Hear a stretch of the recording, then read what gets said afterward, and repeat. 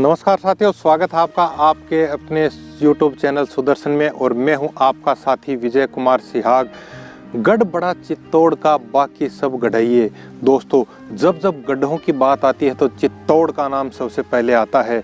लेकिन दोस्तों, कुछ दुर्ग, कुछ किले या गढ़ ऐसे भी हैं जो अपने आप में अमर हो गए। दोस्तों, बात 1755 ईस्वी की है। यह गढ़ अंग्रेजी हुकूमत की आंखों की किरकिरी बन गया। इस गढ़ के एक शासक ने तुंगा के युद्ध में मुकाबला कर जयपुर राज्य की स्वतंत्रता व प्रजा को महादजी सिंधिया के कोप से बचाने के लिए वीरता प्रदर्शित कर अपने प्राणों की आहुति दे दी। यही नहीं, राजस्थान के सभी राजाओं की अंग्रेजों के साथ संधि होने के बावजूद इस गढ़ के शासक ने अंग्रेजों के खिलाफ पंजाब के महाराजा रणजीत सिंह जी का साथ देने के लिए एक फ्रेंच सेनापति के नेतृत्व में सेना भेजी थी। यही नहीं, इस किले के शासकों ने अंग्रेज शासित बहल सहित कई गांवों को लूट लिया। जी हाँ दोस्तों, हम बात कर रहे हैं शेखावाटी के एक महत्वपूर्ण ठिकाने बिसाऊ के इतिहास की। राजस्थान के इतिहास के पन्नों पर बिसाऊ ठिकाने का इतिहास स्वर्ण अक्षरों में लिखा है। बिसाऊ के सेठों ने भी देश के व्यापारिक इतिहास में अपनी अमिट छाप छोड़ी है और आज भी व्यापार जगत की बड़ी हस्तियों में बिसाऊ के सेठों का नाम आता है। शेखावाटी में मुस्लिम राज्य की नींव उखाड़ने में प्रमुख भूमिका निभाने वाले ठाकुर शार्दुल सिंह जी के सबसे छोटे पुत्र केसरी सिंह जी को ढूंढलो ठिकाना मिला था। बिसाऊ भी उनके ठिकाने का एक महत्वपूर्ण गांव था। अतः केसरी सिंह जी ने सन 1755 में बिसाऊ में एक गढ़ बनवाया, जिसका उनके यशस्वी वंशजों ने समय समय पर विस्तार कर यह भव्य रूप दे दिया। ठाकुर केसरी सिंह जी ने जयपुर बूंदी के मध्य हुए युद्ध में जयपुर की ओर से भाग लिया था। सन 1954 तक इस किले के आसपास के 300 गांवों पर यहां से शासन चलता था, जिसकी आय 1954 में लगभग 19 लाख रुपए थी। केसरी सिंह जी के बाद उनके पुत्र सूरजमल जी बिसाऊ के शासक बने, जिन्होंने 28 जुलाई 1787 को तुंगा नामक स्थान पर हुए युद्ध में अपने प्राणों का उत्सर्ग किया था। यह युद्ध जयपुर के महाराजा प्रताप सिंह जी व महादाजी सिंधिया के मध्य हुआ था। इससे पूर्व भी सूरजमल जी ने शाही सेनापति भड़ेच के खिलाफ खाटू युद्ध में वीरता प्रदर्शित की थी। सूरजमल जी ने कायम खानियों की शिकायत पर शेखावाटी पर चढ़ाई बादशाही सेना के साथ भी युद्ध में अपनी तलवार का जौहर दिखाया था।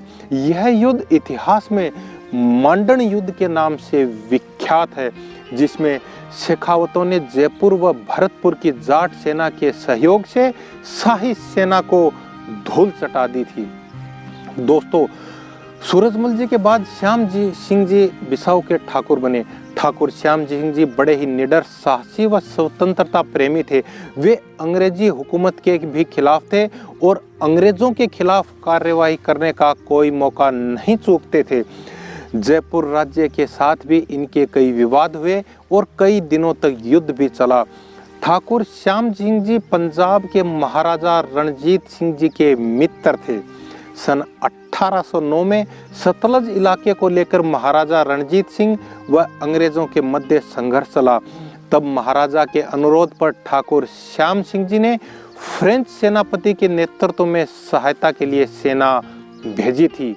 यही नहीं, श्याम सिंह जी ने हरियाणा के बहल के साथ लगते कई गांव जो अंग्रेजी हुकूमत के अधीन थे को लूट लिया था, जिसकी शिकायत अंग्रेजों ने जयपुर महाराजा से की। लेकिन जयपुर महाराजा ने अंग्रेजों को साफ कह दिया कि श्याम सिंह दबने वाला व्यक्ति नहीं है। पर जयपुर महाराजा के समझाने पर श्याम सिंह जी ने बहल आदि से लूटा धन अंग्रेजों को लौटा दिया। सन 1811 में जब अमीर खान जयपुर राज्य की जनता को लूटने आया, तब जयपुर के महाराजा जगत सिंह जी ने अमीर खान को निकाल भगाने के लिए बिसाऊ के ठाकुर श्याम सिंह जी को ही नियुक्त किया था, जो जाहिर करता है, जो गवाह है इस बात का कि श्याम सिंह जी के युद्ध कौशल व साहस से जयपुर महाराजा प्रभावित थे।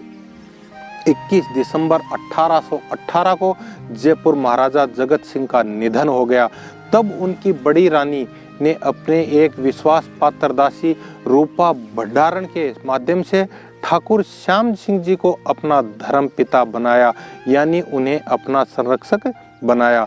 ठाकुर श्याम सिंह जी के बाद हमीर सिंह जी, चंद्र सिंह जी, जगत सिंह जी, बिशन सिंह जी और रघुवीर सिंह जी बिसाऊ के शासक रहे।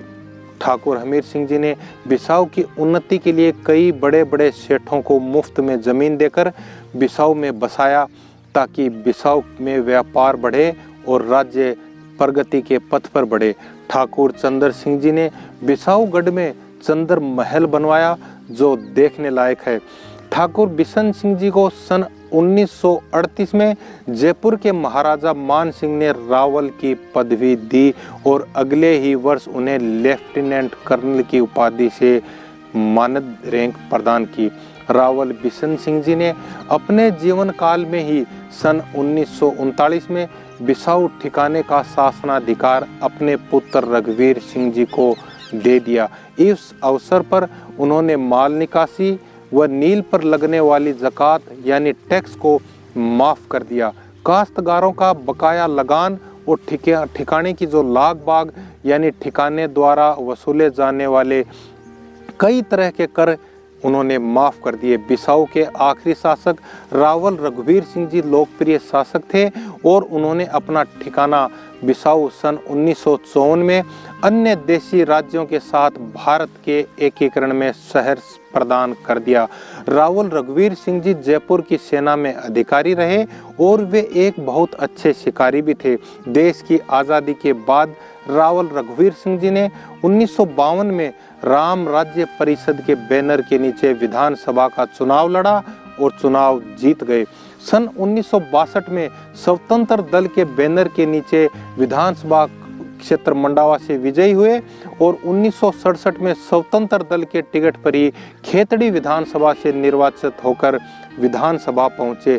3 बार अलग अलग क्षेत्रों से चुनावी जीत उनकी लोकप्रियता साबित करने के लिए काफ़ी है। चूँकि स्वतंत्र दल विपक्ष में था और रावल रघुवीर सिंह जी के विपक्ष में होने के कारण उनके क्षेत्र में विकास कार्य नहीं कर रही थी। रावल साहब को लगा कि उनके कारण क्षेत्र के लोग विकास के कार्यों से वंचित हो रहे हैं, अतः उन्होंने जनता को अन्य प्रत्याशी का चयन करने का अवसर देने हेतु विधानसभा से त्याग पत्र दे दिया। सितंबर 1971 में रघुवीर सिंह जी का निधन हो गया। रघुवीर सिंह जी के वंशज जयपुर में रहते हैं, जिनका इंटरव्यू हम किसी अगले वीडियो में आपके सामने अवश्य रखेंगे। वर्तमान में यह गढ़ पोदार सेठों के स्वामित्व में है। गढ़ में पोदार परिवार के सदस्य निवास करते हैं। निजी आवास होने के कारण 11 बीघा में बने इस विशाल गढ़ में सार्वजनिक प्रवेश वर्जित है। तो दोस्तों, आज के वीडियो में हमने जानकारी साझा की एक ऐसे गढ़ की जो सदैव ब्रिटिश हुकूमत की आंख की किरकिरी बना रहा। तो दोस्तों, आज के वीडियो में हम इतनी ही जानकारी साझा करेंगे। यदि आपको वीडियो पसंद आया तो वीडियो को लाइक करें, शेयर करें, सुदर्शन को सब्सक्राइब करें। मैं हूं आपका साथी विजय कुमार सिहाग। जय हिंद, जय मां भारती।